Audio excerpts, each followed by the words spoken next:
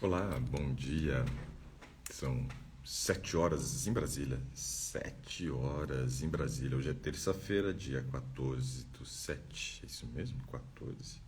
Bom, estamos aqui para mais um Today. O pessoal já está entrando. O pessoal é pontual aqui também. A hora que eu dou o clique aqui para começar, o pessoal já está aqui, ó.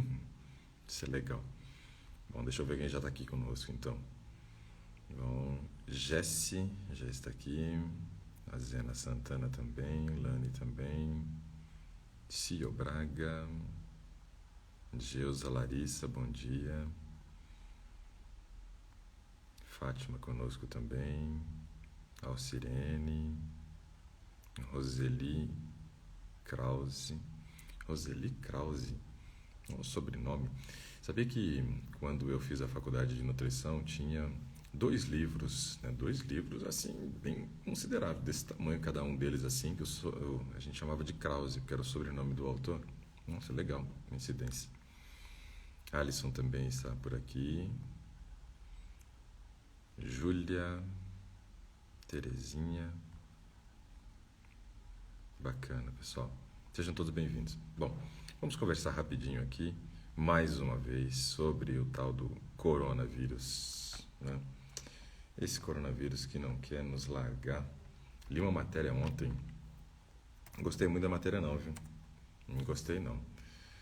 Ontem foi ruim. Ó, eu vou compartilhar com vocês aqui, ó, essa matéria. Diz assim, ó. Isso aqui é importante, hein? Estudo indica que imunidade à Covid-19 pode desaparecer após alguns meses. Isso é ruim. Bom, mas diz assim, ó. Os pacientes que se recuperaram da Covid-19 podem perder sua imunidade dentro de alguns meses, diz um estudo publicado nesta segunda-feira, ou seja, ontem, por uma equipe de pesquisadores do King's College London. O estudo sugere, portanto, que a imunidade capaz de proteger o organismo contra novas infecções não pode ser tida como garantida após a superação da doença pela primeira vez. Este é o caso de outros vírus como a gripe. E aí eles falam então que essa descoberta poderia complicar o desenvolvimento, né, de uma vacina eficaz de longo prazo. E aí está escrito aqui, ó. Se a infecção fornece níveis de anticorpos que diminuem em 2 a 3 meses, a vacina potencialmente fará a mesma coisa e uma única injeção pode não ser suficiente, disse Kate Dors, principal autora do estudo ao jornal The Guardian. Bom, isso daqui é coisa para a gente ficar ligado, pessoal. A gente tem que ficar acompanhando esse tipo de coisa, porque nós estamos numa expectativa muito grande de que essas vacinas que estão sendo testadas, tanto a vacina de Oxford quanto uma vacina chinesa, elas surtam resultado e que o mais breve possível a gente já possa estar fazendo essa aplicação. Provavelmente eles vão começar a produzir as doses no início do ano, e aí no caso no meio do ano seria, né, o momento de nós estarmos sendo imunizados por essa vacina. Só que essa pesquisa aqui, ela revela um dado muito importante e preocupante também. A questão de que de 2 a 3 meses após, né, a imunização que o nosso organismo ganha ao ter o contato com o vírus, nós temos uma redução de anticorpos e isso faz com que a gente se torne de novo, né, propenso ao desenvolvimento da doença. Isso é péssimo. A gente sabe que a gripe é desse jeito, né? Todos os anos a pessoa pode ter gripe. Eu, na verdade, tinha gripe, né, 6 vezes ao ano. Já contei isso quando a gente estava, né, fazendo a promoção lá do grupo, do nosso curso de imunidade, né? A imunidade inabalável. Eu tinha uma média de 6 gripes ao ano. Eu brincava dizendo que eu tinha uma gripe, aí eu ficava um outro mês sem gripe, me preparando para a próxima gripe, né? Era assim. Imagina se o corona for desse jeito, isso é muito ruim. Por quê? Nós estamos falando de uma doença com um grau de letalidade muito maior do que a gripe.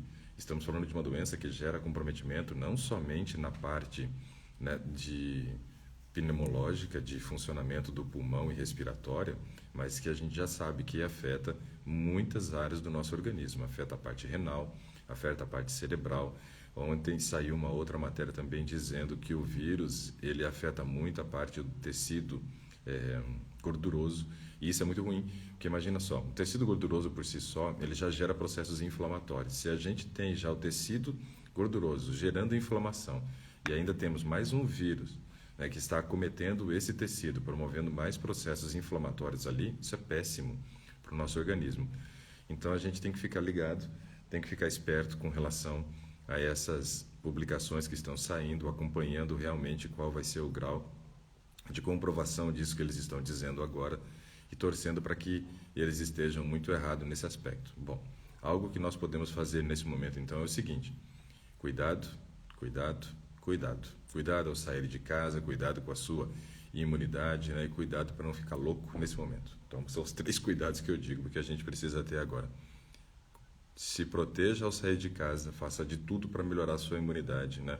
E cuide das suas emoções, para a gente não ficar doido nesse período. Isso é terrível, essa matéria, né? Falando sobre esse aspecto aqui, ó. Qual vermífugo pode dar para criança de 6 anos, né? Um menino? Olha, geralmente nessa idade se usa muito manita também já, mas é um vermífugo bem forte, né? Vermífugo bem forte. Bom, vamos ver aqui se pode falar sobre zumbido no ouvido. Nesse momento agora eu acredito que esteja aumentando, porque muitas vezes tem uma relação direta com o nível de estresse, né? Então tem que verificar. Açúcar mascavo natural, sua opinião? Olha, açúcar mascavo, primeiro que açúcar a gente não monta escala de bondade. Açúcar a gente monta uma escala que eu chamo escala de maldade. Nenhum faz bem, né? Só que um faz menos mal do que o outro. Então, como que seria essa escala? Nós começaríamos então com algo que eu não vejo problema, que é o caldo de cana ou a garapa para algumas regiões, né? Depois a gente falaria então do melado e rapadura, aí vem o mascavo, depois vem o açúcar cristal, depois vem o refinado, vem aí então o açúcar de confeiteiro e só faltava terminar com a cocaína, né? Porque açúcar é terrível, mas nesse caso o açúcar mascavo ele ainda tem algumas vitaminas e minerais quando comparado aos outros, né? Porém, ele continua tendo um índice glicêmico elevado, uma absorção rápida a nível intestinal, né, fazendo com que a gente gere picos de glicose na corrente sanguínea, né, e isso é muito ruim. O pessoal assim, ó, Deus tem misericórdia de nós. E Ele tem mesmo, Ele tem. Mas a gente também tem que fazer a nossa parte, né? Tenho medo dessas vacinas. Sempre falo que minha vacina é meu alimento. Não tomei a vacina da gripe. Não, vacina da gripe eu também já não tomo já há muitos anos. Engraçado é que eu tomava a vacina da gripe e ficava com gripe. Agora eu não tomo e não tenho mais gripe. Só que também não adiantava eu tomar a vacina da gripe com o estilo de vida que eu tinha. Ela promove uma certa imunidade, mas se você não tiver um estilo de vida correto, onde você respeite horário de sono, faça atividade física, tome sol, tenha uma boa alimentação, não há vacina que imunize, né? Li sobre ômega 3 para adolescente com déficit de atenção para melhorar o foco. O que você sugere? Bom, ômega 3 ele é muito importante para nós, para a formação de bainha de mielina. O que é essa bainha de mielina? É uma membrana que recobre os nossos neurônios. Nosso neurônio é dividido em 3 partes. Você tem o corpo, o axônio e os dendritos. Cada uma dessas partes do neurônio ele é revestido por essa bainha de mielina que ajuda no transporte do impulso nervoso, né? Facilita, então, a transmissão do impulso nervoso. E, nesse caso, o ômega 3 ele é importante para a constituição dessa bainha de mielina. Então, eu acho que pode ser uma opção importante, sim. O mel é melhor do que esses outros açúcares? Eu considero o mel melhor. Até porque na Bíblia mesmo está escrito, né, coma mel. E depois num outro está escrito assim, mas coma com moderação.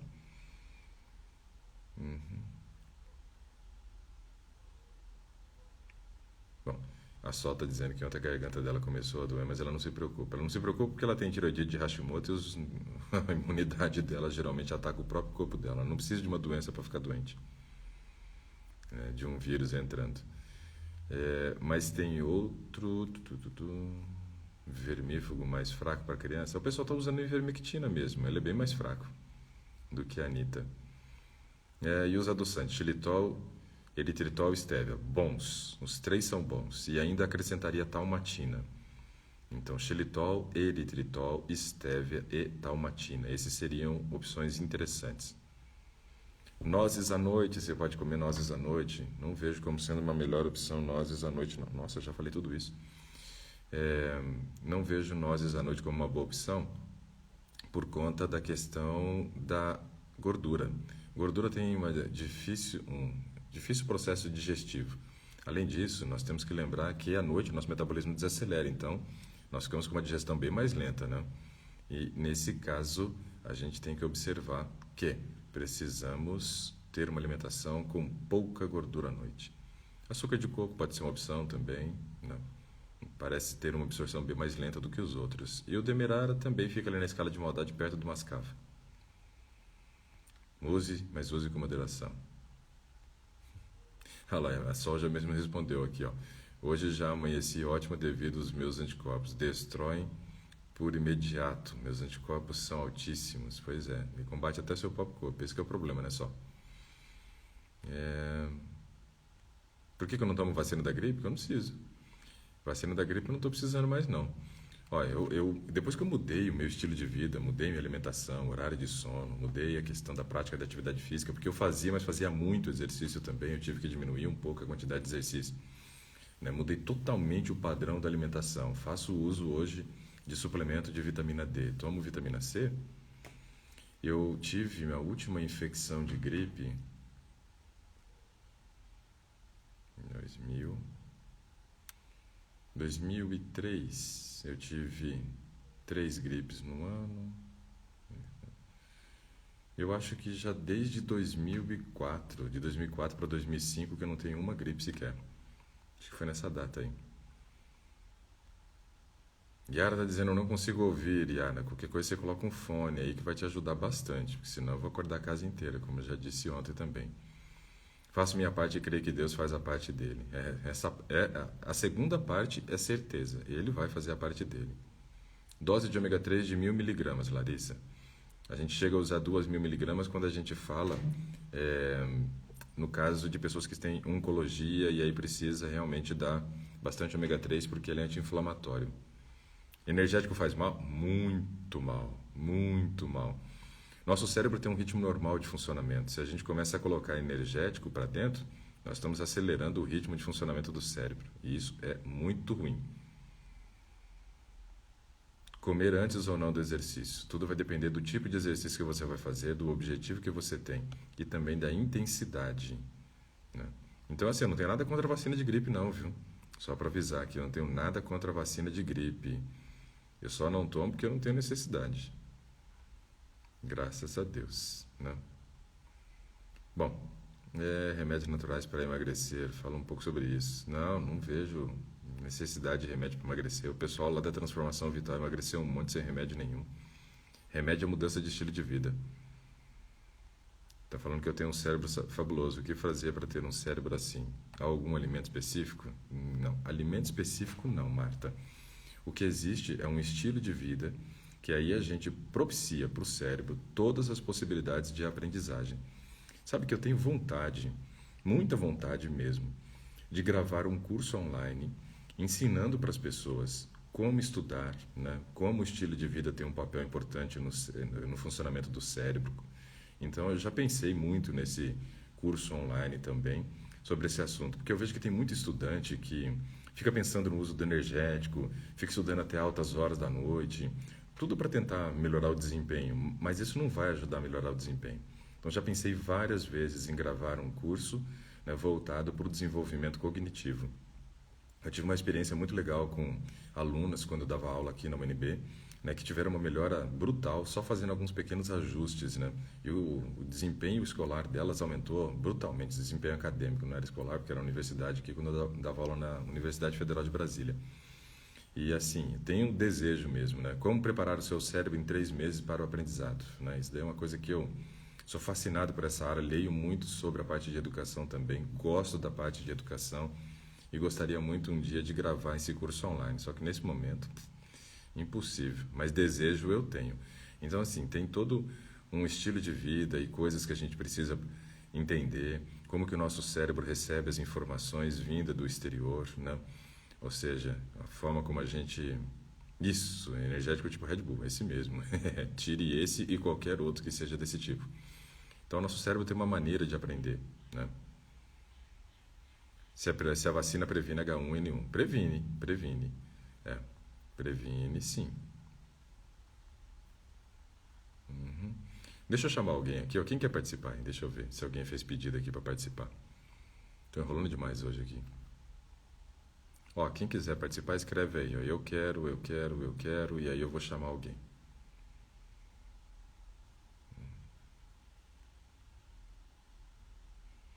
Ah, aqui, ó. A pessoa diz que...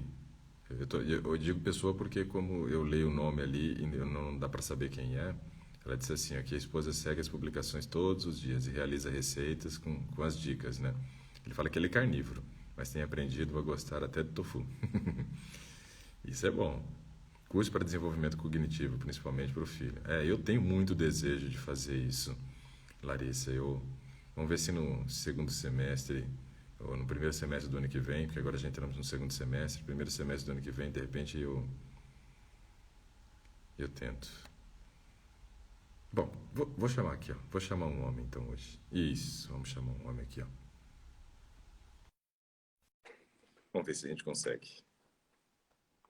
Falou que é carnívoro, falou que a esposa segue as publicações. Vamos ver se vai dar certo. Opa, vai dar certo. Tudo bom? Bom dia, doutor. Bom dia. Como é que é o nome? Meu nome é Gabriel, doutor. Que prazer, viu? Ah, Muito bom estar aqui contigo. prazer é nosso, Gabriel. O prazer é nosso, porque assim, ó, esse momento que a gente tem tido aqui, eu comecei ele assim juro para vocês, com uma certa desconfiança que ia dar certo, né? Que a gente ia conseguir falar com as pessoas e realmente ajudá-las, né? Mas assim, tem sido prazeroso esse momento e poder conversar com as pessoas, trazer esclarecimentos aqui é muito legal. E aí gostei dos seus comentários ali, Gabriel. Falei, opa, Ô, doutor, eu eu quero. fiz uma pergunta para ti do energético, porque eu sou professor, né? Professor, E eu leciono de casa hoje em dia. Então, o que acontece? Eu acordo muito ruim, muito cansado todos os dias. Então, eu acabei comprando alguns energéticos e tomando. Minha esposa, como ela é muito focada na saúde, eu já não sou, doutor, sou meio sem vergonha. Eu preciso mudar. Ore por mim aí, eu estou lutando por sim, isso. mas tudo é um passo de cada vez, Gabriel. E a primeira coisa é você ter justamente isso que você falou agora, a consciência, né, de que você não faz as coisas certas, para que aí você comece a fazer um mapeamento do que é errado e comece um processo de mudança com um passo de cada vez. Então, o que acontece? Eu comecei a comprar alguns energéticos para tomar. E eu tomando isso, aparentemente, parece que ajuda, né? Parece. Mas a minha esposa sempre vem falando para mim, isso está errado, não pode, isso não é legal, isso não é legal. Então, assim, eu falei assim, deixa eu ouvir do doutor Ricardo, ver o que ele me fala sobre esse assunto, né? Não, a gente vai ter uma conversa muito legal, então, se a gente for partir para essa área aqui cognitiva, né, de tanto professor dando aula quanto aluno para aprender, isso daí é muito legal. Deixa eu te contar uma história aqui, então, Gabriel, para já começar a ilustrar essa conversa que a gente vai ter nessa linha. Daqui a pouco eu pergunto mais coisas. Mas, assim, eu tive um professor na faculdade, ele deu aula para mim 3 anos, né? 3 anos. E eu não vou dizer que foi um prazer ter ele como professor durante 3 anos, não, que ele era meio maluco. Ele é professor assim, ó. Ele começava um assunto, falava, a aula de hoje é sobre tal coisa. Aí depois ele mudava para um segundo assunto, ia para um terceiro assunto dentro da mesma aula, tá? Ia para um terceiro assunto, terminava o primeiro, o segundo e pedia o terceiro na prova. Era mais ou menos Nossa, um muito negócio meio doido. louco. Só que esse professor, ele tinha uma prática que era a seguinte: na primeira aula, 7h10 da manhã, na hora que começava, né, a minha aula, ele bebia 600 ml, né, de refrigerante à base de cola. 600 ml. Claro que era Coca-Cola, óbvio. Depois, na segunda aula, ele bebia mais um. E aí, quando ele terminava ali a segunda aula de beber aquela segunda garrafinha de 600 ml, ele dizia, nossa, agora eu tô bom para dar aula. Eu falei, que bom para dar aula, tá morrendo esse miserável agora. Como é que vai estar? Imagina, 1.200, né, de Coca-Cola nas duas primeiras aulas, das 7h10, né, até as 8 horas e das 8 às 8h50. E ele falava que estava bom. Eu falei, tá bom nada. O que que acontece? Uma coisa que a gente tem que entender, Gabriel, que eu acho muito legal a gente observar é o seguinte. Quem nunca bebeu refrigerante à base de cola, quem nunca tomou café, precisa disso para acordar? É, interessante. Eu nunca tomei café na minha vida, então, assim, acho que eu não preciso, né? Ok? Então, veja, o que que acontece com as pessoas a partir do momento que elas começam a buscar, né, esses estimulantes como uma válvula de escape? Existe uma causa. E quando a gente começa a fazer o uso do estimulante, a gente está fazendo aquilo que um médico faz com a gente quando a gente vai ao médico hoje. Você vai ao médico, por exemplo, Gabriel, e você não está se sentindo bem. Aí o médico pergunta assim, como você está se sentindo? Aí, de repente, você traga essa queixa. Fala, ah, doutor, olha, não estou dormindo tão bem, eu acordo cansado, acordo fadigado e tal. E aí ele vai fazer o quê, então? Ele vai te dar alguma medicação para poder melhorar o seu desempenho na parte da manhã, que ative teu cérebro, que faça o seu cérebro funcionar de um ritmo mais acelerado. Ele foi trabalhar nas causas? Não, ele foi trabalhar nos sintomas. E é justamente o que você está fazendo. Você está buscando trabalhar nos sintomas, de não acordar bem, acordar cansado e tal. Hoje você já tomou ou não? Ainda não, né? Ah, É, até tá na geladeira ali, mas eu falei, já que eu tô conversando contigo, eu falei, deixa eu perguntar para o doutor aqui. então, aparentemente eu vejo que você está muito bem. Você está muito bem, você já acordou bem disperso, né? Você está conseguindo falar numa boa, porque tem gente que acorda, ele fala meio enrolado de manhã assim, o negócio nem funciona, né? Parece que o cérebro está lento. Isso mostra para mim que você ainda não se tornou um dependente desse negócio aí, Gabriel. Isso é bom. Mas aí o que que acontece? Graças a Deus. O que eu queria dizer para você é o seguinte: na minha família, por exemplo, meu avô, ele era produtor de café, ele cuidava de fazendas, ele administrava fazendas que produziam café. Minha avó torrava e moía café em casa, eu gostava do cheiro, mas nunca bebi. Só que uma frase que foi constante minha vida inteira quando criança era a seguinte, né? A família dizia assim, ah, meu dia não começa se eu não tomar um cafezinho. E eu nunca tomei e ficava pensando, falei, poxa, mas o meu começa todos os dias, né? Com quem que será que está o erro, né? Alguém da minha família ou comigo? Claro que hoje eu entendo que o problema não era meu, né? E o que que tem acontecido com as pessoas é o seguinte, Gabriel. Elas não têm, muitas vezes, uma boa noite de sono, não fazem atividade física, né? Comem tarde da noite e acabam comendo um volume grande de comida. Obviamente que o seu cérebro, durante a noite, com todas essas condições adversas, ele não vai conseguir aproveitar a noite de sono para fazer todos os processos de manutenção. No dia seguinte, você acorda fadigado, você acorda cansado, que não teve uma boa noite de sono e tal. Aí você pensa assim, fala, nossa, eu não estou bem, preciso de uma ferramenta, né, para eu me sentir bem. E aí a pessoa começa a fazer o uso de um estimulante, seja o café, seja o energético. Tem alguns que bebem um gorozinho de manhã, né, para poder dar uma esquentada no corpo, que nem o cara fala lá que, uma vez eu fui fazer palestra uma vez numa empresa, né, para funcionários de construção civil, né, e o cara disse assim, ó, que o álcool de manhã era como se fosse a gasolina aditivada para ele, para dar uma esquentada no corpo assim funciona melhor. Então, cada um acaba buscando uma válvula de escape, né? Uma válvula de escape. Tá falando que o som ficou abafado? Deixa eu colocar então o fone aqui, ó. Não coloquei o fone que eu já estou de boina aqui.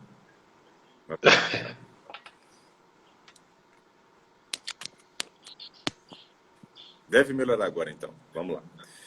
E aí o que que acontece? As pessoas começam a buscar essa válvula, Gabriel.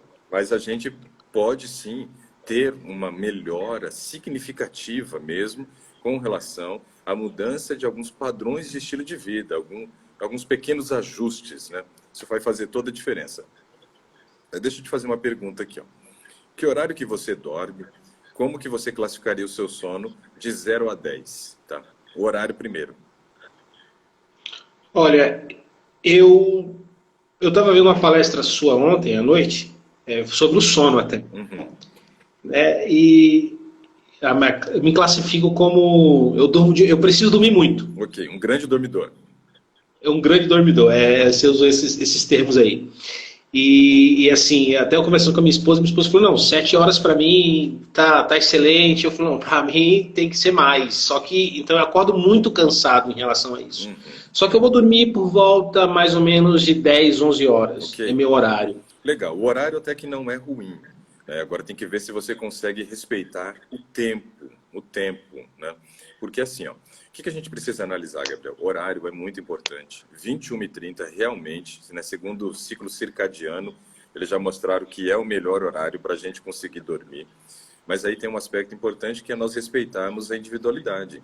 Antes dizia-se, 8 horas por noite é suficiente. Vamos entender um pouquinho desse aspecto, porque isso é muito relevante, principalmente para essa questão do desempenho no dia seguinte. Uma frase, Gabriel, que você deve ter ouvido lá na palestra que você assistiu sobre sono, provavelmente eu devo ter falado sobre isso, né? Sono é preparo, sono não é reparo. Ou seja, a primeira parte do dia é o sono, então você está se preparando para as atividades do dia seguinte. Então, quem dorme bem, acorda bem, né? Agora, quem dorme mal, acorda mal. Só que eles ficaram com esse estigma de que 8 horas era a quantidade ideal de horas de sono. Não é assim que funciona, porque veja só, de 5 a 7 horas é o grupo do pequeno dormidor, 5 a 7. Você vai conseguir botar um cara de 5 a 7 horas para dormir 8 horas por noite? Nossa, ele vai acordar mal até, porque ele vai estar dormindo mais do que o corpo dele precisa. Então, muitas vezes ele não acorda com disposição e aí vai achar que dormiu pouco. Não, não dormiu pouco, dormiu demais até. Eu sou um pequeno dormidor. Eu, se eu ficar muito tempo na cama, começa a me dar desespero. Quando eu morava em Maringá, porque agora a gente mora em Brasília, que é onde mora a família da minha esposa, para ela estar próximo dos pais, mas assim, quando eu morava em Maringá no domingo, eu jogava futebol. E o nosso futebol de domingo, ele começava 8 horas. Então, 8 horas estava todo mundo lá para montar os times e logo começar a jogar. Minha esposa reclamava comigo e falava assim: poxa, por que você acorda cedo, né, para ir lá jogar futebol, fica correndo atrás de homem, fica deitado aqui, dorme até mais tarde, descansa. Só que é uma coisa que eu não conseguia. Para mim era necessário acordar cedo. Meu corpo, mesmo que fosse domingo, né, ele não respeita calendário, ele respeita a necessidade dele. E aí então eu ia dormir no horário correto sempre e acordava cedo, não tinha jeito. Então eu levantava e ia jogar futebol. E aí teve um dia que foi engraçado, que eu fui jogar futebol, voltei e ela ainda estava dormindo, né? Então eu fui tomar um banho, tomei o banho e ela ainda continuava dormindo. Eu falei, opa, hoje eu vou pregar uma peça aqui, né? E aí eu fui, tirei, coloquei a roupa de dormir de novo, deitei na cama ali, né, do lado dela e meio que dei uma mexida assim, uma trombada nela de propósito assim, ela acordou e falou assim, dormiu até mais tarde, não foi jogar futebol, né? Eu falei, já voltei. Ela falou, seu palhaço, né? Então, assim, ó, meu corpo é desses, que eu preciso dormir pouco nesse momento da vida, mas já fui um grande dormidor. Agora, a maioria das pessoas, elas precisam de 7 a 9 horas de sono. Opa, maioria. Então, quando a gente fala de maioria, o que a gente está querendo dizer? Que nesse momento, eles estabeleceram 8 horas como sendo um padrão que serve para todo mundo. Mas não, para o pequeno dormidor vai ser terrível ficar 8 horas na cama. Já para o grande dormidor, 8 horas é insuficiente, porque é de 9 a 12 horas de sono. Então a gente tem que entender que na estatística tem uma curva chamada de curva de Gauss. Ela faz isso daqui, ó. Eu tenho que fazer acho que do lado de cá porque está no espelhado. Então, ó, a curva de Gauss faz isso aqui. Ela vem em linha reta, né, paralelo aqui ao eixo, né? Depois ela sobe, faz essa volta aqui e termina ali. Então veja que você tem uma extremidade que ela é bem mais fina e tem uma maior concentração, né, de pessoas aqui no meio. O volume maior, 90% está ali no meio. Depois você tem 5% para cada lado. Isso quer dizer que eu tenho a extremidade 5 horas de sono, a extremidade 12 horas de sono, mas o maior volume de pessoas ficou concentrado nesse meio. E esse meio é justamente a 8 horas. Então eles determinaram que 8 horas era o suficiente. Só que vira um número mágico que se aplica para todo mundo e não é assim que funciona. Então a gente precisa descobrir essa individualidade. Você já percebeu que é um grande dormidor. Então vamos imaginar que você deite 10 horas e você precise pelo menos 9 horas de sono, que aí é o limite da onde começa, né, o grande dormidor. Então você teria que dormir das 10 até as 7 da manhã. Você tem condições de dormir até as 7 da manhã? Não, 5 horas eu tenho que levantar. Então aí é onde que está o problema. O problema não é a falta do energético, o problema é a falta de horas de sono, né? É falta de horas de sono, Gabriel. E isso daí é uma coisa que você vai ter que tentar, né, ajustar de alguma maneira para que você ofereça, então, essa quantidade de horas que você precisa. Isso é muito importante, muito importante. Outra coisa que a gente tem que observar é que a nossa qualidade do sono, ela depende de alguns fatores também que acontecem durante o dia e também da composição corporal nossa. Fatores que acontecem durante o dia, que interferem. Por exemplo, uso de estimulante. O uso do estimulante já é algo que vai afetar a nossa qualidade do sono. Então, isso é importante. A prática ou não da atividade física, Quando a gente faz exercício, cansa o corpo. Então, a gente ajuda o organismo a entrar mais rapidamente no sono profundo, que é algo muito importante para nós também. Nosso padrão de alimentação, principalmente à noite, o horário, o volume e também a composição da refeição da noite. Isso é fundamental. Se eu, por exemplo, à noite como muito volume, vou ter um problema. Por quê? Meu metabolismo desacelera à noite, que ele está se preparando para dormir. Obviamente, assim que o sol se esconde, eu começo a ter o acúmulo da melatonina e o metabolismo vai diminuindo. Então, a digestão vai ficar mais lenta. Se eu como muito à noite, isso vai fazer com que eu entre ainda no horário de sono fazendo digestão, o que vai interferir muito, então, na minha capacidade de alcançar sono profundo, em desenvolver o meu cognitivo e assim por diante. Outra questão é, o que eu estou comendo à noite? Se eu comer, por exemplo, alimentos que são fontes de gordura à noite, isso pode ser um prejuízo muito grande para a qualidade de sono. Porque a gordura é o nutriente de mais difícil digestão. Vamos entender isso daqui, isso aqui é muito legal de entender. Quando eu como carboidrato, esse carboidrato, ou ele vai ser o carboidrato simples, provavelmente ali de uma fruta, a frutose, onde a digestão dela é rapidíssima, né? Então tem uma absorção sem sobrecarregar o organismo. Agora, se eu comer um carboidrato que é o amido, comi um arroz, comi uma aveia, comi uma mandioca ou um inhame, né? Mandioca dependendo da região, né? Tem gente que vai chamar de aipim ou macaxeira. Macaxeira? É, então, de que lugar que você é, Gabriel? Eu sou baiano, mas resido em São Paulo hoje há uns 28 anos. Então você já é quase paulista. É, mais paulista, E né? aí, nesse aspecto, a gente comeu esse carboidrato, que é um carboidrato complexo, que é chamado de amido. A gente vai fazer a mastigação e a gente tem uma glândula, mais ou menos nessa região aqui, né? Se você quiser saber o lugar exato dela, é só você colocar o dedo assim no canto do olho, puxar mais ou menos uns 2 centímetros para baixo, aí ela ocupa toda essa área aqui assim, ó, toda a área da bochecha. Aqui você tem essa glândula chamada parótida, que é uma glândula salivar que produz, além de água e bicarbonato, ela também libera as enzimas, né? As enzimas para fazer a digestão do amido. Então, olha só que interessante. Quando eu como carboidrato, eu tenho a possibilidade de digerir 40% desse amido pela ação dessa enzima. E me sobra só 60% para ser digerido pelo pâncreas lá na frente. Quando eu como proteína, a proteína ela cai no estômago e ela começa o processo da digestão dela no estômago, fazendo todo o processo de preparação, onde você vai ter a quebra da estrutura da proteína complexa, deixando ela numa estrutura mais simples. Mas isso acontece dentro do estômago. Então, veja, o amido eu digiro 40% pela saliva. A proteína eu deixo ela toda preparada para sofrer digestão lá no intestino. Mas a gordura é diferente. A gordura, tanto o preparo quanto o processo de digestão acontece no intestino. Só que aí eu dependo da bile. Então, veja, tem gente que tem cálculo na vesícula biliar, tem gente que já extraiu a vesícula. Isso mostra que vai ter uma produção de bile menor, uma concentração de bile menor. Então, quando ele come a gordura, isso tem que parar onde? No estômago. Aí você vai segurar o alimento no estômago por mais tempo e vai liberar a gordura aos poucos para o intestino. Cara, isso vai interferir muito na qualidade de sono. Então, se você vai num rodízio de pizza no sábado à noite, nossa, tua noite vai ser terrível. É bem provável que se você vai num rodízio de pizza no sábado à noite, no domingo você acorde com a boca amarga, né? Você tem essa sensação de boca amarga. Sabe o que é isso? Fígado intoxicado. É a mesma coisa que acontece com quem bebe álcool, né? Quando a gente come muita gordura à noite, em termos de sobrecarga do trabalho do fígado. Doutor, eu tenho só umas informações assim. Sim, isso é muito importante. Já que nós estamos gostando. Eu tenho 38 anos. Ok. Eu estou hoje com mais ou menos 128 a 130 quilos. Né? Que acontece? A altura é importante também agora. Minha altura é 1,72. Ok. Não sou tão alto. O que acontece, doutor? Ao longo do tempo, e graças a Deus, Deus me colocou uma esposa maravilhosa, na qual se preocupa muito comigo e sempre está me incentivando a melhorar. Ontem até eu lembro que nós estávamos lanchando à noite aqui, que nós não temos o costume de jantar, essas coisas não temos, nunca tivemos. É um lanche, alguma coisinha assim, uma bolacha, ela fez um tofu, né, com esse tofu maravilhoso aí, com umas torradinhas, eu comi, e ela fez uma tapioca. Uhum. Aí ela perguntou assim para mim, você quer mais tapioca? Eu falei assim, olha, querer eu quero, mas eu não preciso.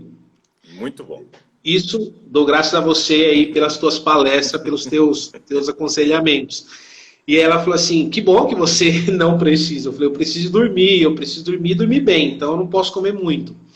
Né? Então, assim, eu tenho uma dificuldade muito grande, Gabriel, uma dificuldade muito grande, porque, assim, eu me sinto cansado, eu me sinto pesado, mas, doutor, vou te falar uma coisa, eu não tenho força para mudar isso. Principalmente, eu tive uma infância muito, eu digo assim, eu tive uma infância, eu não digo complexa, eu costumo falar, fui criado só com minha mãe, e minha mãe falava assim, nós tínhamos algumas dificuldades, né? Não passamos necessidades assim extremas, tal. Mas eu tenho um problema comigo. Eu preciso ver a minha geladeira cheia. Uhum. Eu preciso ver o meu armário cheio. Se eu tenho dificuldade, olha para você ver, eu tenho uma mania comigo muito interessante. Eu compro bandejinha de Danone e coloco na geladeira. Todos os dias eu vou lá para ver se está lá. Muitas vezes eu nem como. Dificilmente eu como, mas eu vou lá e olho e vejo que está lá.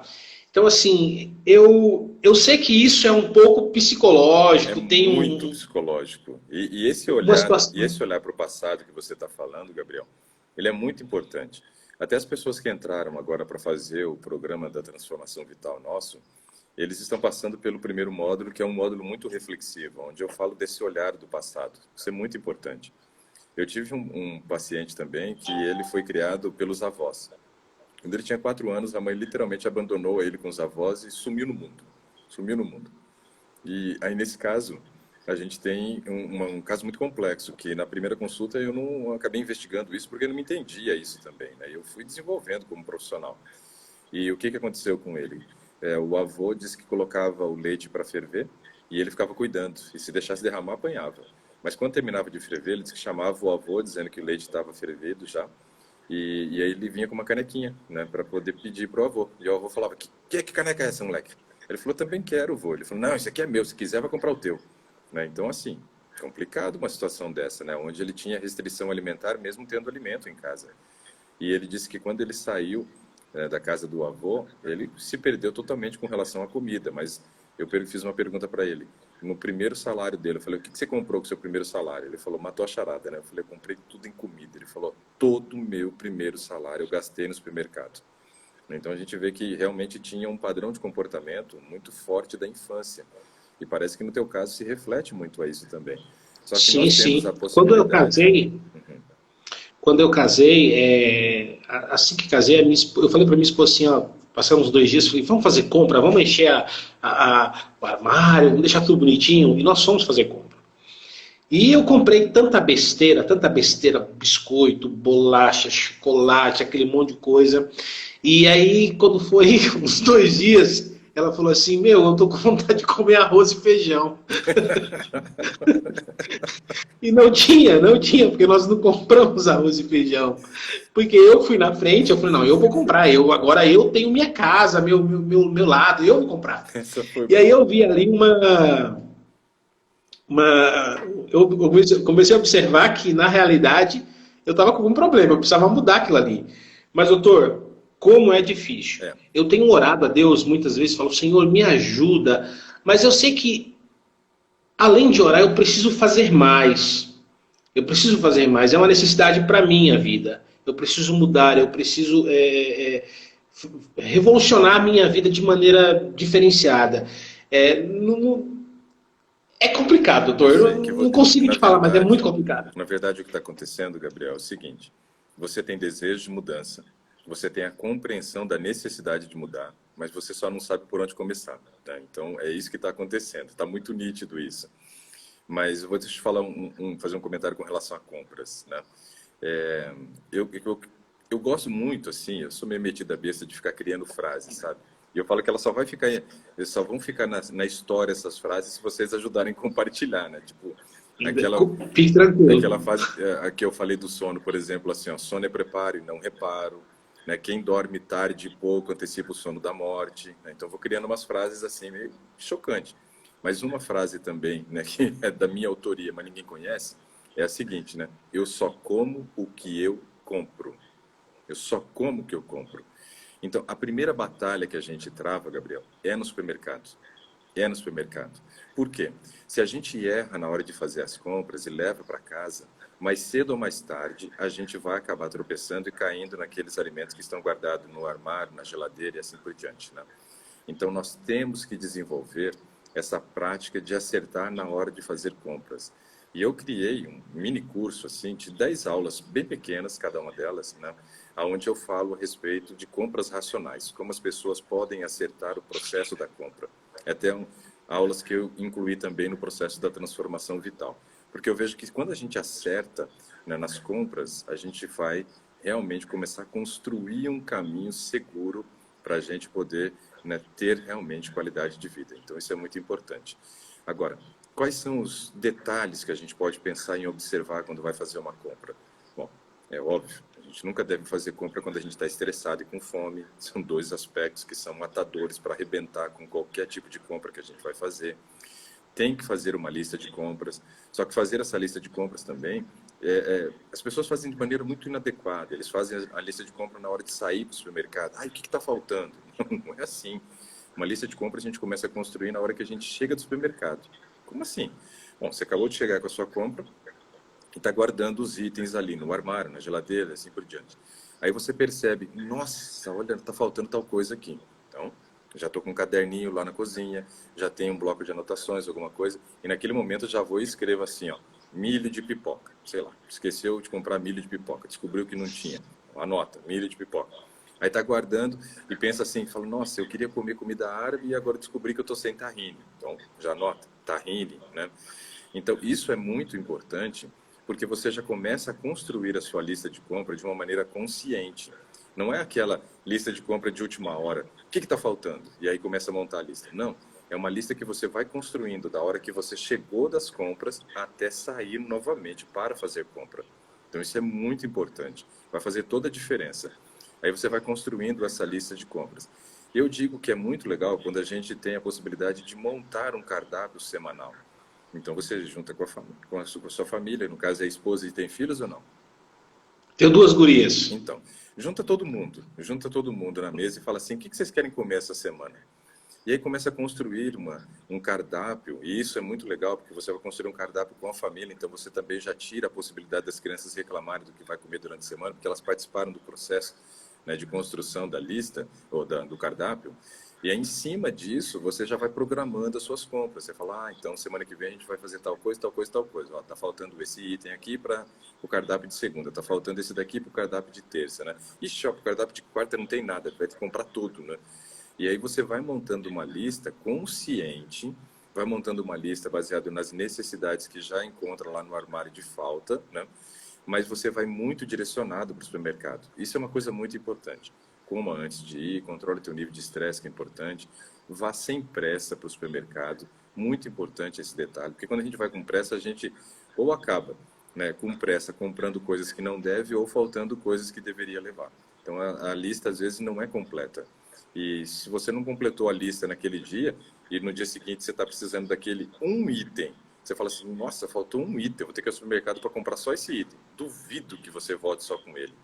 Você vai chegar lá e vai ser tentado, porque vai ter o estímulo visual, vai acabar trazendo outras coisas que não te pertencem. Então, aí levou para casa, come. Então, quando No acerta domingo, nas compras, é outra coisa, é outro nível. no domingo nós estávamos aqui em casa e eu falei assim para minha esposa, eu preciso ir ao mercado. Ela falou, mas para quê? Uhum. Porque tinha tudo. Para quê? Eu falei, não, mas eu preciso comprar alguma coisa. Eu não sei, eu preciso ir lá. Eu tenho que gastar, eu tenho que E gastar. eu tenho que gastar. E aí eu fui ao mercado e andando ali, eu falei, eu achei a batatinha para fritar. Eu falei, é isso, eu vou levar isso que eu tava precisando. E eu trouxe. E aqui em casa é uma coisa interessante, né? Porque por mais como eu falei para ti que eu sou carnívoro, que eu como carne, não é direto, porque em minha casa nós não temos o hábito, né? Mas eu como fora, ou de vez em quando faço aqui. A minha esposa e as minhas filhas são lacto, né? Lacto-vegetarianas. Então, assim, E a minha filha mais nova, ela me cobra muito. Se ela vê eu comendo alguma coisa que não está legal, ela fala, papai, eu vou falar para a mamãe, você está comendo coisa errada, Por que que ela faz isso, né? Gabriel? Você já parou para pensar? Hum, não, doutor. E só que tem outro problema também. A minha filha mais velha, eu vejo que ela está seguindo os meus passos em relação à alimentação. E isso me preocupa. Sim. Então, eu vou Porque destacar dois assim, aspectos aqui, ó. Antes de você continuar, que eu achei muito legal essa parte. Tua filha mais nova te cobra porque ela segue o padrão da mãe. Mas ela te isso. cobra não só por isso. Ela te cobra porque ela entende que aquilo faz mal. E ela te ama. Então, a cobrança dela é uma demonstração de amor, dizendo assim, papai, não come isso porque eu te amo e não quero te perder. Então, isso gera um peso muito grande, né, na cabeça da gente quando a gente começa a ter esse tipo de consciência. E entenda uma coisa, Gabriel, eu sou bom em ser ruim, tá? Quando eu tenho que falar, se prepara, porque a chibatada vem mesmo. Não, não. Então, esse é Eu sei disso e por isso que eu escuto as suas palestras e gosto muito. porque eu acho que a gente só ficar acolhendo e passando a mão na cabeça das pessoas não ajuda a mudar. Eu vejo assim, Jesus, ele sempre falou com muito amor o que ele tinha para falar para as pessoas, mas ele nunca deixou de falar a verdade para ninguém. Quando você olha, por exemplo, uma cena, para mim, assim, sabe, ali eu reconheço realmente que Jesus, ele ama as pessoas, mas ele fala a verdade, né, para a pessoa de uma maneira, muitas vezes, incisiva, porque ele sabe como chegar ao coração da pessoa e como promover a mudança. É óbvio que eu sei que nem todo mundo está preparado para ouvir as verdades, né, na lata mesmo, e aí você tem que dar uma maciada. Mas tem gente que, se você não falar desse jeito, não tira a pessoa da zona de conforto. Ele chega para uma mulher na beira de um poço, meio-dia, num horário extremamente inconveniente para se buscar água. E aí ele pergunta para a mulher assim, mulher, cadê teu marido? E aí ela diz assim, senhor, eu não sou casada. Aí ele responde assim, ó, muito bem o disseste, porque esse que você tem agora não é teu. Uau! Muito forte, muito forte. Não passou a mão na cabeça, não. Mas aí transformou a vida da mulher. Eu tive que fazer isso uma vez também, né, com vários pacientes, mas com uma senhora em específico, mas eu conto daqui a pouco. Agora, esse aspecto de você perceber que uma filha está seguindo o padrão da mãe e a outra está pendendo para o padrão do pai, isso daí é preocupante. Por quê? As crianças, elas precisam de congruência. O que que é congruência? Elas precisam que o pai e a mãe falem a mesma língua. E as crianças, elas são terríveis nesse aspecto, porque elas ficam testando a gente o tempo inteiro. Elas fazem o seguinte, Gabriel, elas pedem uma coisa para você. Ah, pai, eu quero fazer tal coisa. Você diz assim, não. Aí elas vão e perguntam para quem? Para a mãe. Né? Pergunta para a mãe. E aí a mãe fala, não, tudo bem, pode fazer. Aí elas voltam para você e falam, pai, mas a mãe disse que pode. Né? Então, quer dizer, essa incongruência, isso é terrível dentro de um lar. O que precisa acontecer dentro do lar é justamente a questão da congruência, aonde os dois falam a mesma língua. E falam a mesma língua, não só a língua falada, mas a língua comportamental também, a língua de hábitos, a língua de estilo de vida. Então, o ideal seria isso. E a gente tem a maioria dos lares que tem essa incongruência, aonde a criança fica confusa e não sabe qual é o melhor padrão, né? Não sabe a quem seguir. Né? Se de repente a filha tem mais afinidade com o pai, ela vai seguir o padrão do pai. Se ela tem mais afinidade com a mãe, ela vai seguir o padrão da mãe. Então isso é muito importante dentro de um lar. E uma coisa, por exemplo, que você disse que foi criado pela mãe, então pelo menos essa parte de incongruência dentro do lar você não viu. Né? Você provavelmente, né, ouvia as palavras da sua mãe de uma maneira diferenciada porque não tinha esse conflito de ideias e pensamentos dentro de casa. Agora, suas filhas, elas buscam sempre encontrar um ponto fraco para poder derrubar a gente nesse aspecto. Então, é muito importante essa questão da congruência. Aqui em casa, como é que a gente tem acertado, eu e minha esposa? Né? Elas pedem alguma coisa para mim e aí eu digo o quê? Não. Aí elas vão pedir para a mãe. E aí elas falam assim, você já falou com o pai de vocês? Né? Aí ela fala, já. E o que ele disse? Olha, então ela não responde, ela pergunta. Ela pergunta para elas. Fala, ele disse não, mãe. Então, se o seu pai disse não, né, é não. Mesmo que ela ache que seja assim. Mas para não ter o conflito, ela concorda comigo e diz não. Aí ela até vem conversar comigo, ou eu vou conversar com ela quando não bateu nossas ideias, mas aí sou eu e ela conversando sobre as nossas ideias, não na frente das meninas. A gente vai discutir e depois a gente fala assim, olha, nós revemos o caso aqui, ó, revemos o caso e achamos que é sim, não é mais não. Mas você percebe que na frente das crianças nunca pode ter discordância? Isso é muito importante. E esse papel Sim, dos pais, né, com relação a estilo de alimentação, eu vejo que gera um conflito muito grande na cabeça da criança. E o que a gente tem percebido hoje é que nós temos muitas crianças, adolescentes e adultos que receberam esse conflito dentro, ou perceberam e assistiram esse conflito dentro de casa, o pai pendendo para um lado, a mãe pendendo para outro lado, e eles ficam confusos. E, obviamente, quando a gente fica confuso, a gente tende a pender para o lado mais saudável ou para o lado mais gostoso, entre aspas, né? Claro, né? E aí é onde complica um pouco. Aqui em casa, assim, graças ao bom Deus, né, pela educação que minha esposa teve, eu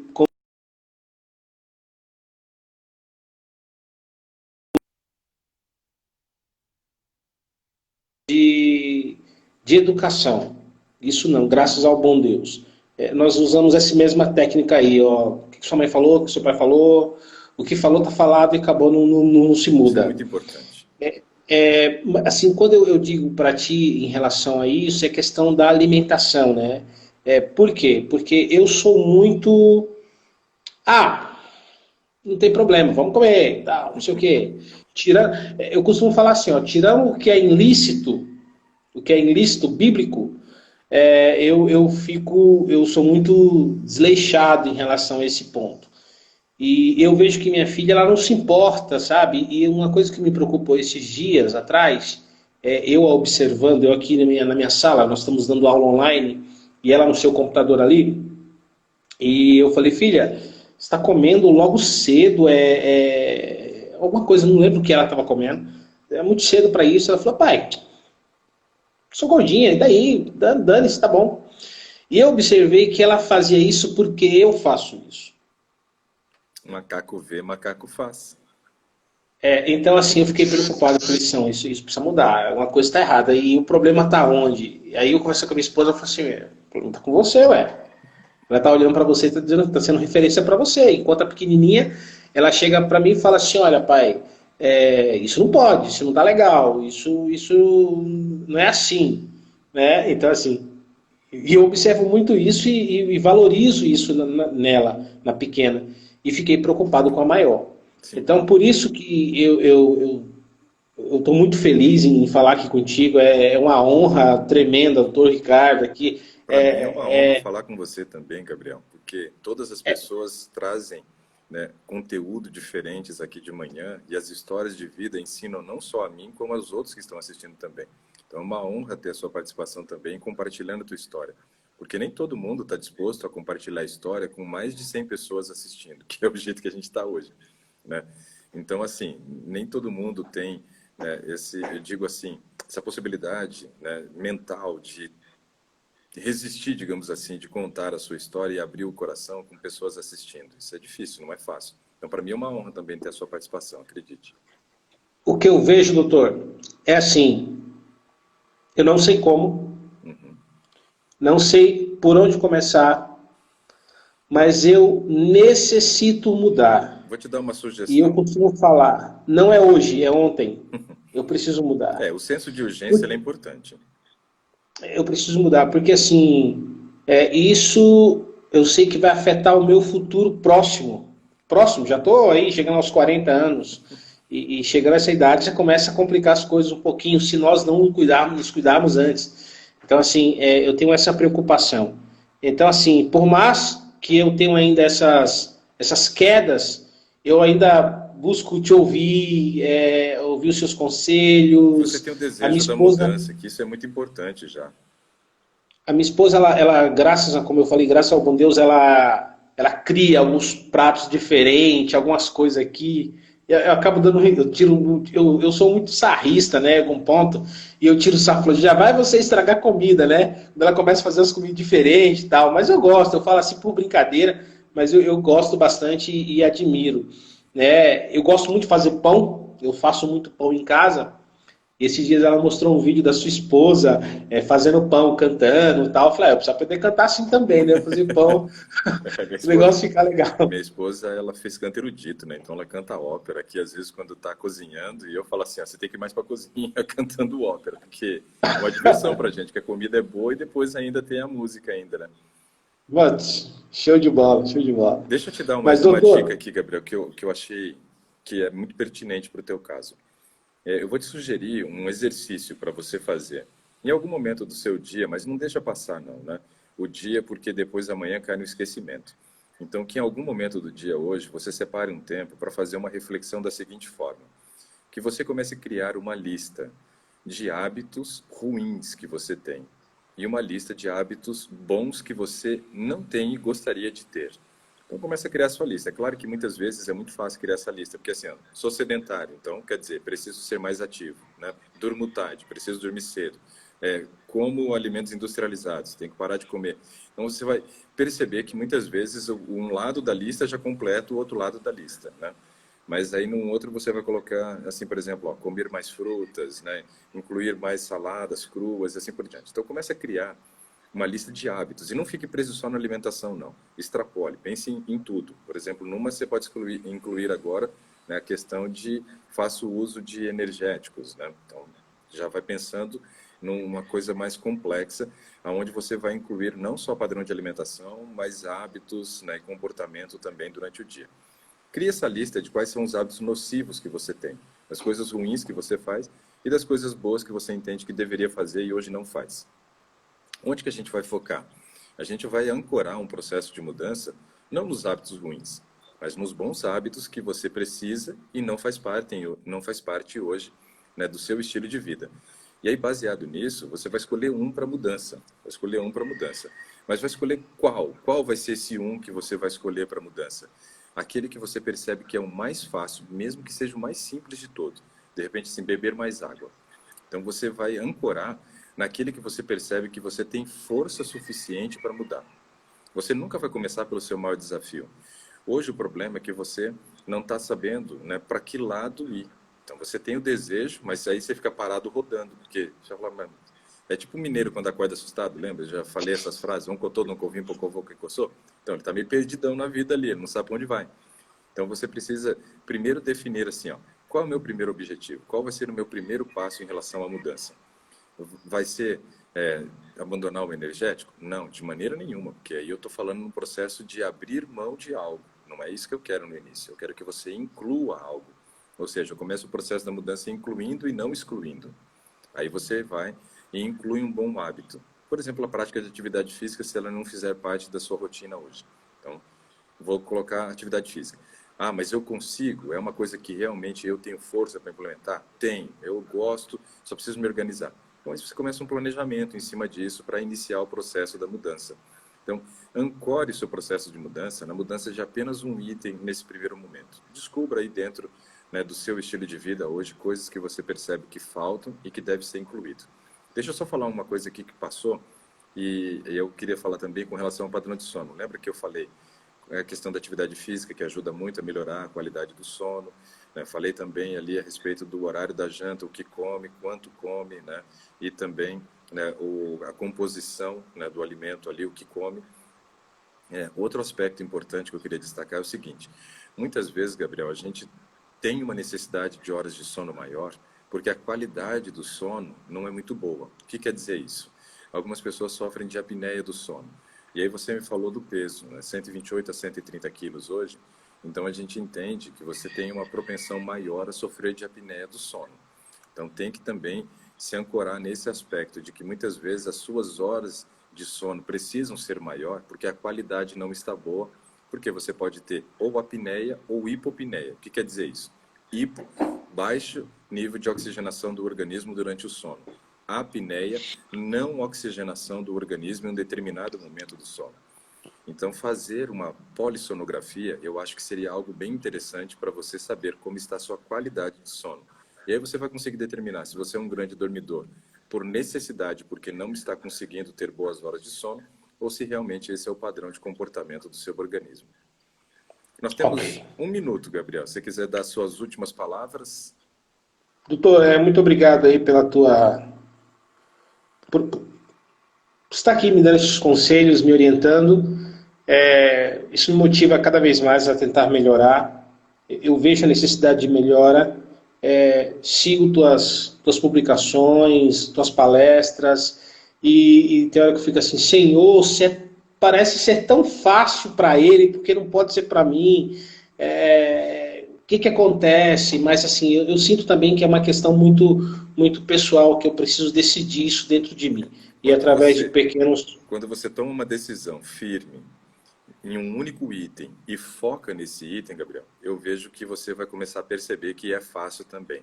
É que às vezes a gente começa a batalha do jeito errado, e aí a chance de ter derrota é altíssima. Então é só começar certo. Tá certo. Obrigado. Gratidão por... Nossa, quando eu vi se chamando, eu falei, meu Deus, Três, é dois, um, agora. vai acabar.